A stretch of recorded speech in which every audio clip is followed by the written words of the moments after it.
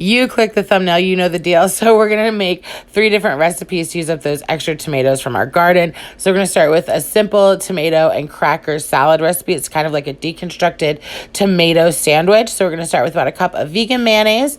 And then to that we have about like a half a cup of chopped green onions. It's basically like I just took a bunch, you know, when you buy them at the store, you just get like a bunch of green onions, chop them up, throw those in there. We're going to do like a little salt, pepper, garlic powder. I don't know, half a teaspoon. And then we're going to add about 3 chopped tomatoes, depending on the size.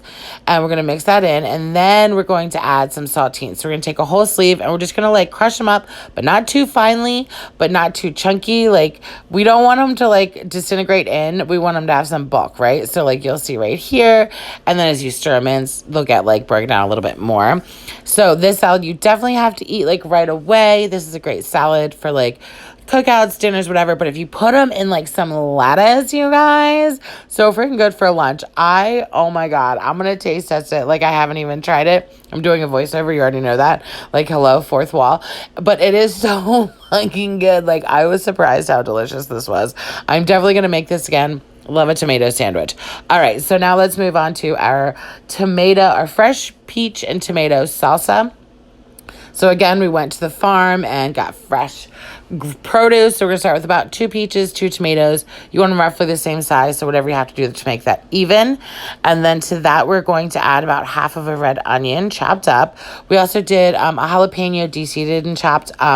Probably could leave the seeds in depending on the strength of hotness of your jalapeno. Some are hotter than others. We have 2 tablespoons of minced garlic, and then we have a little bit of salt and pepper. I don't know, about like half a teaspoon each of those. Okay, listen, you guys listen, I know you can already come at me about the cilantro. I understand. I'm not the hugest fan either. It's growing on me.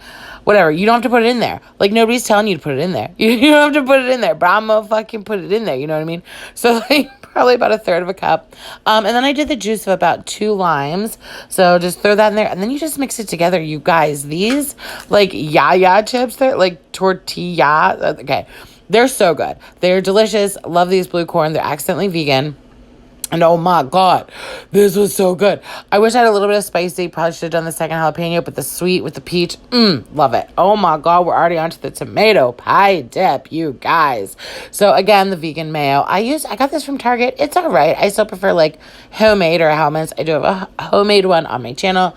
So you should like go check out that and my other videos and subscribe. Okay, and then we're going to use Follow Your Heart vegan cream cheese, a little vegan mods. Again, Follow Your Heart.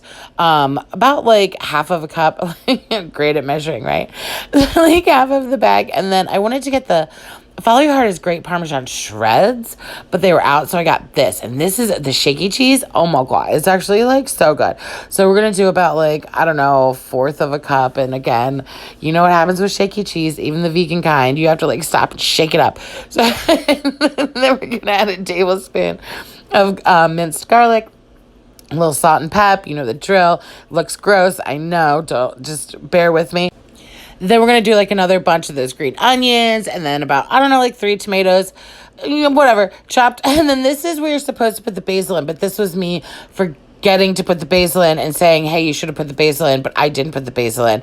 And then put it in like a cast iron skillet or like a, little pan or whatever, kind of smooth it over. And then we'll do a little, a little bit more of that mozz, a little bit more of that parm on top, right? And then we're going to bake it in a 375-degree oven for about 30 minutes until bubbly. And then this was me trying to put the basil in it by fingering it up because I fucked it up, fam. Oh my God, so embarrassing. So that happened. But anyways, look at how delicious. It turned out so freaking good, you guys. I was impatient, so it's still liquidy. You should definitely let it like sit longer than I did. But it tastes like a tomato pie. It's amazing. Highly recommend. 10 out of 10 for all of these recipes. Like, I am impressed with myself. I can't even tell you. All the omnivores loved it. As you can see, it did thicken up upon standing. Told you. I didn't lie. Subscribe and comment. Night kisses while he wishes and reminisces. His eyes kissing while he waits for the full moon above. Oh, ivory dove, passionate love. Listening closely, positioning my intuition for her nutrition and ambition. Get up. Like when you rise in the morning, rub your eyes in the morning through the skies in the morning, get up. Like when you rise in the morning, rub your eyes in the morning through the skies in the morning, get up.